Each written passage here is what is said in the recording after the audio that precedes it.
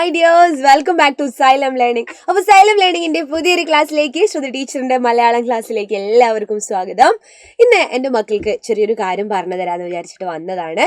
അപ്പോൾ ആദ്യമായിട്ട് കാണുന്നവരുണ്ടോ നമ്മുടെ ചാനല്? അങ്ങനെയാണെങ്കിൽ ഒന്ന് സബ്സ്ക്രൈബ് ചെയ്യണം കേട്ടോ. അതുപോലെ ഇനി പരീക്ഷയൊക്കെയാണ് വരുന്നത്. അപ്പോൾ ലൈവ് ക്ലാസ്സുകളൊക്കെ കണ്ടിന്യൂസ് ആയിട്ട് നിങ്ങൾക്ക് കിട്ടിക്കൊണ്ടിരിക്കും. ഓരോ സബ്ജക്റ്റിനും അല്ലേ ക്വസ്റ്റ്യൻസ് ഒക്കെ അടങ്ങിയ ലൈവ് ക്ലാസ്സുകൾ ഉണ്ടാവും. അതൊക്കെ നിങ്ങൾക്ക് നോട്ട്സ് ആയിട്ട് വേണ്ടേ? ക്ലാസ് കഴിഞ്ഞാൽ ഒന്ന് വായിച്ചൊക്കെ നോക്കണമെങ്കിൽ, നോട്ട്സ് ആയിട്ട് കിട്ടണമെങ്കിൽ വാട്സപ്പ് കമ്മ്യൂണിറ്റി ഗ്രൂപ്പിൽ ജോയിൻ ചെയ്യണം കേട്ടോ. അത് ഫ്രീ ആയിട്ട് നിങ്ങൾക്ക് ജോയിൻ ചെയ്യാം. നമ്മുടെ ലിങ്ക് ഡിസ്ക്രിപ്ഷൻ ബോക്സിൽ ഉണ്ടാവും കേട്ടോ. അപ്പോൾ എല്ലാവരും അതിലൊന്ന് ജോയിൻ ചെയ്താൽ നിങ്ങൾക്ക് അതിൻ്റെ നോട്ട്സൊക്കെ കൃത്യമായിട്ട് കയ്യിലെത്തും.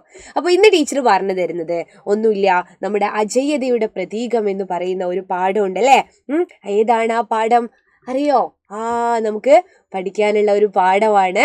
സ്വാതന്ത്ര്യം തന്നെ ജീവിതം എന്ന് പറയുന്ന ഒരു യൂണിറ്റിലുള്ളതാണ് ഇത് അജയ്യതയുടെ പ്രതീകം അല്ലേ. നമ്മുടെ ഗാന്ധിജി ഉപ്പു സത്യാഗ്രഹത്തിന് പങ്കെടുത്ത അല്ലെങ്കിൽ പോയ ആ ദിവസത്തിൻ്റെ ആ ഒരു കൃത്യമായിട്ടുള്ള വിവരണം നൽകുന്ന ഒരു പാഠഭാഗമാണ്.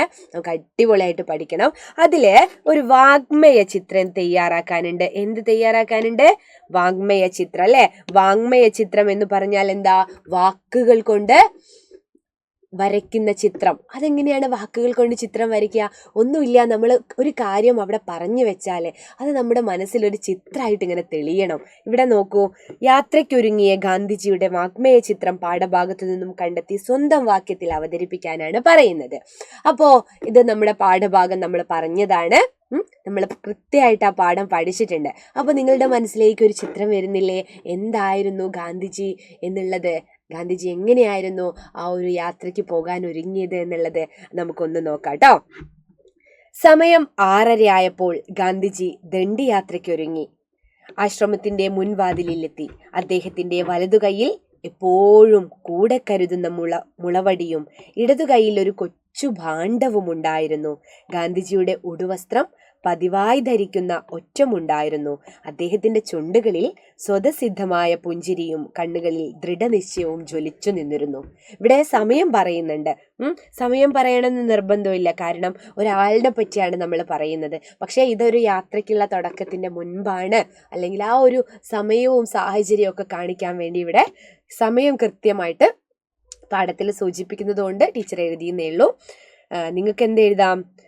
അദ്ദേഹത്തിന്റെ വലതുകൈയിൽ എപ്പോഴും കൂടെ കരുതുന്ന മുളവടിയും ഇടതുകൈയിൽ ഒരു കൊച്ചു ഭാണ്ഡവും ഉണ്ടായിരുന്നു. കയ്യിലെ മുളവടിയെ പറ്റിയും ഭാണ്ഡത്തെ പറ്റിയും നമ്മൾ പറയണം. പിന്നെ അദ്ദേഹത്തിന്റെ ഉടുവസ്ത്രം പതിവായി ധരിക്കുന്ന ഒറ്റമുണ്ടല്ലേ അദ്ദേഹം ധരിക്കാറ്. പിന്നെ അദ്ദേഹത്തിന്റെ ചുണ്ടുകളിൽ സ്വതസിദ്ധമായ അല്ലെ എപ്പോഴും ഉണ്ടാകുന്നത് പോലുള്ള ആ ഒരു പുഞ്ചിരി ഉണ്ടായിരുന്നു. കണ്ണുകളിൽ ദൃഢനിശ്ചയവും ജ്വലിച്ചു നിന്നിരുന്നു. എന്തായിരുന്നു ആ ദൃഢനിശ്ചയം? അദ്ദേഹം പറഞ്ഞിട്ടുണ്ടായിരുന്നു, ഇതിൽ ഞാൻ തോറ്റാല് ഞാൻ തിരിച്ചു വരില്ല, ഒന്നുകിൽ ഞാൻ ജയിച്ചു വരും, അല്ലെങ്കിൽ എൻ്റെ ജഡം കടലില് നിങ്ങൾക്ക് കാണാം എന്നായിരുന്നു പറഞ്ഞത്. അപ്പോൾ ഈ ഒരു ഉപ്പു സത്യാഗ്രഹത്തിൽ ഉപ്പു നിയമം ലംഘിക്കാൻ വേണ്ടിയായിരുന്നു അദ്ദേഹം പോകുന്നത്. അതിൽ അദ്ദേഹം വിജയിച്ചു വരും എന്നായിരുന്നു അദ്ദേഹത്തിൻ്റെ ആ ഒരു ദൃഢനിശ്ചയം എന്ന് പറയുന്നത്. അപ്പോൾ ഇത്രയേ ഉള്ളൂ. ഇത് കാണുമ്പോൾ നിങ്ങളുടെ മനസ്സിൽ, അല്ലെങ്കിൽ ഇത് വായിക്കുമ്പോൾ നിങ്ങളുടെ മനസ്സിൽ ഒരു ചിത്രം തെളിഞ്ഞിട്ടുണ്ടാവും. ഗാന്ധിജി ആശ്രമത്തിൽ നിന്നും പുറപ്പെടുകയാണ്. അദ്ദേഹത്തിൻ്റെ കയ്യിൽ വടിയുണ്ടായിരുന്നു, ഭാണ്ഡമുണ്ടായിരുന്നു, ഒറ്റമുണ്ടായിരുന്നു ധരിച്ചിരുന്നത്. ഒരു ചിരിയോടുകൂടിയാണ് അദ്ദേഹം ആശ്രമവാതിൽക്കൽ എത്തിയത്. പിന്നെ അതുപോലെ കണ്ണുകളിൽ ദൃഢനിശ്ചയവും ജ്വലിച്ചു നിന്നിരുന്നു അല്ലേ. ആ ഒരു ചിത്രം നിങ്ങളുടെ മനസ്സിലേക്ക് അങ്ങ് വന്നിട്ടുണ്ടാവും. ഈ ഒരു വാങ്മയ ചിത്രം ഇത് വായിച്ചു നോക്കിയ സമയത്ത്, അല്ലെങ്കിൽ ഇത് കേട്ട സമയത്ത് അല്ലേ, അങ്ങനെയല്ലേ. അപ്പോൾ ഇതാണ് ഇദ്ദേഹത്തിൻ്റെ വാങ്മയ ചിത്രം, ഈ ഒരു പാഠഭാഗത്തിലുള്ള വാങ്മയ ചിത്രം എന്ന് പറയുന്നത്.